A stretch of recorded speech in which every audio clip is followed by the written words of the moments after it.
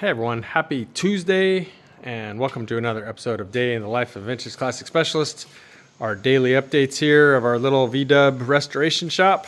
Restoration and some repair work, mostly restoration.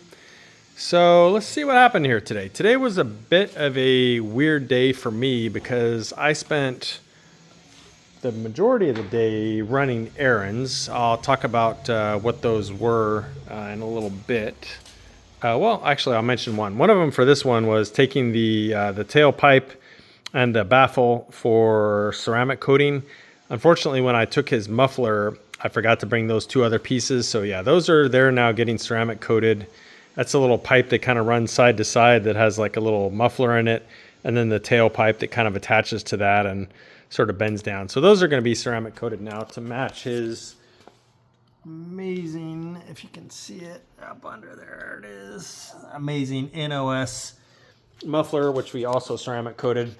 So yeah, I did that today and picked up some Wolfsburg West parts for this car. And I don't have an extensive list of everything Rafa did because I was actually out running an errand at the end of the day, which is usually when him and I sit down and catch up on what he did during the day. However, I do know that he put on the cargo door straps on this one. So again, this bus just has a lot of pretty small details like that left. So those are on now and working good. And then the only other thing that I know for sure he did is he put on the door handles and their respective escutcheons. I felt like there was probably some other stuff and I don't know what. So tomorrow when I do the day in the life video, anything major that he got done today that I haven't mentioned, I'll try and cover it tomorrow. So sorry you're getting a bit shortchanged on what Rafa did today, but those are at least the things that I know of. And like I said, there's probably more. So that was Mr. Rafa. Let's talk about this. So our upholstery guy, Mr. Santiago, has finished the carpet on this car, the custom 62 Beetle, and we are super happy with how it came out. Looks amazing. Really glad that we went with the two-tone. Again, we couldn't find a light gray to match this, and we kind of thought that lead of gray where your feet go, it would just look dirty and gross instantly, or you'd have to just keep a floor mat over it or something. So we were able to find a good match though to the charcoal color in this car. So we went with that, and he made a custom carpet kit here for for basically the floors, and made some covers to sort of box in this massive trove here of cables and air lines and stuff like that for the stereo and the air ride system, air hoses, all this stuff neatly tucked inside there. And then he started making the boots for the e-brake lever and the shifter. As you can see, he finished the e-brake lever one, still has to do the one for the shifter there. But yeah, those are coming along. So pretty big deal on this one here, getting the carpet in. And the seats, as you guys know, if you follow the channel, are ready to go in. If you're new here, these are some BMW seats, full power that the owner provided, and we reupholstered them. And again, we found a good match to the charcoal color that was on the door panels and stuff already. Reupholstered them and deleted the headrests, and we perforated the center so they breathe nice on hot days here. And then I made custom mounts, which they're sitting on now. So yeah, those can pretty much go in here anytime as soon as he's wraps up maybe that shifter there. So that's what Santiago was working on today. Real briefly, kind of at the end of the day, I did go ahead and pull the brakes apart for the front of the beautiful 69 bay window bus here. So again, not a big deal, but got to pull all this stuff apart. I think I'm going to go ahead and pull the front beam off too and have it all sandblasted so that we can properly paint and powder coat and stuff, and then replace all the seals and ball joints and all that good stuff. So probably go ahead and drop that beam tomorrow. We'll see. They're pretty heavy and clunky, so tomorrow's probably a good day because Jacob will be here. It's kind of a two-person job because they weigh a lot. Okay, so let's talk about this.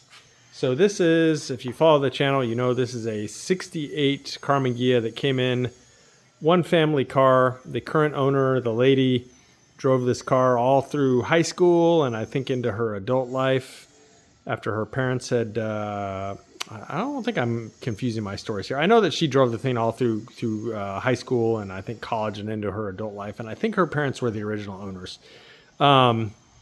And so, yeah, this car came in for restoration, and this car is rusty. Like, this is a California car, but it sat outside.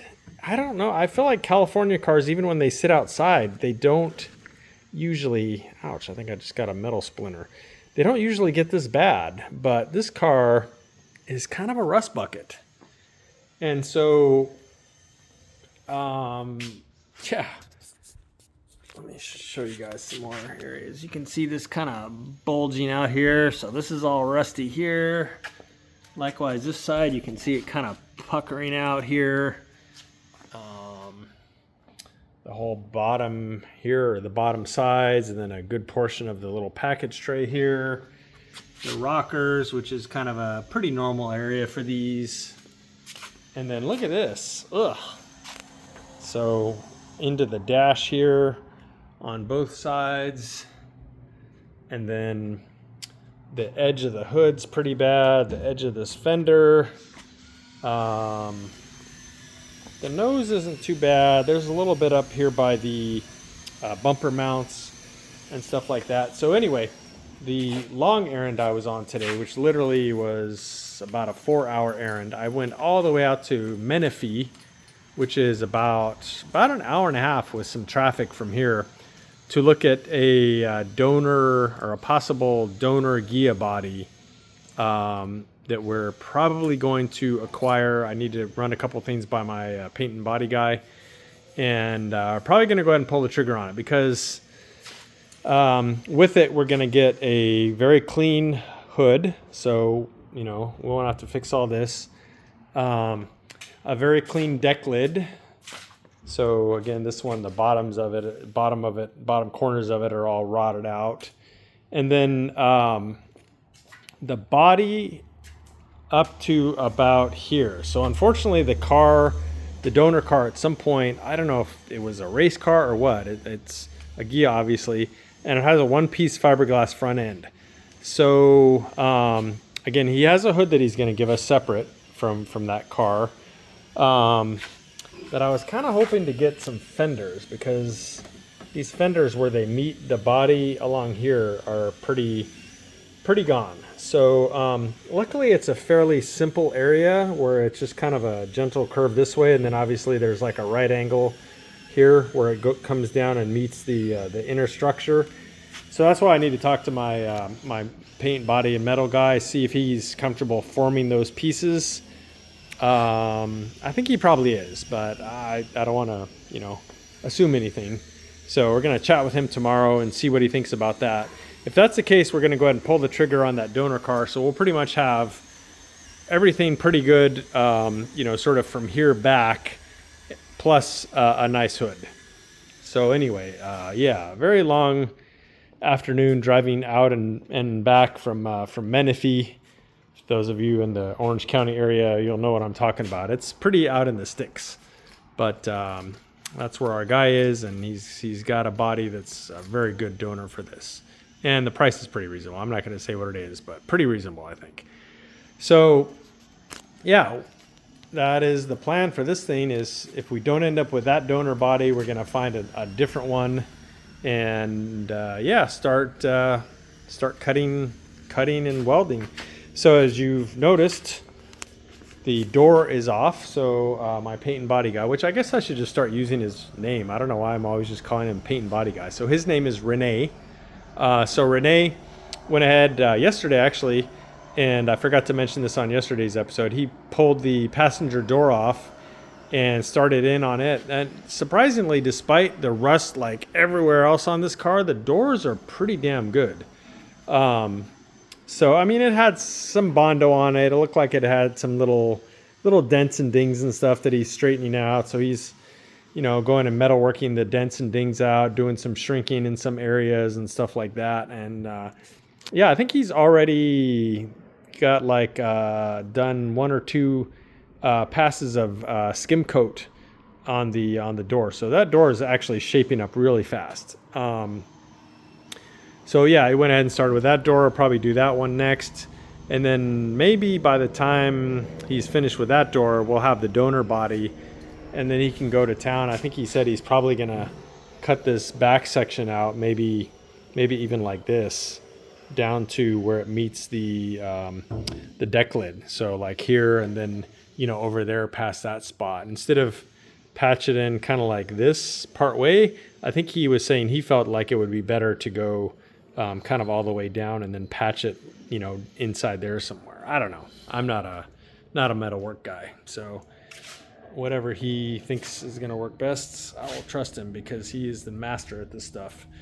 So yeah, we're going to save this guy to answer the rhetorical question that I posed on the or planned to pose on the thumbnail. Yes, we can save it, and it's going to be a beautiful car, and this very nice lady that owns it can go back to zipping around having fun in her car from her teenage and early adulthood years.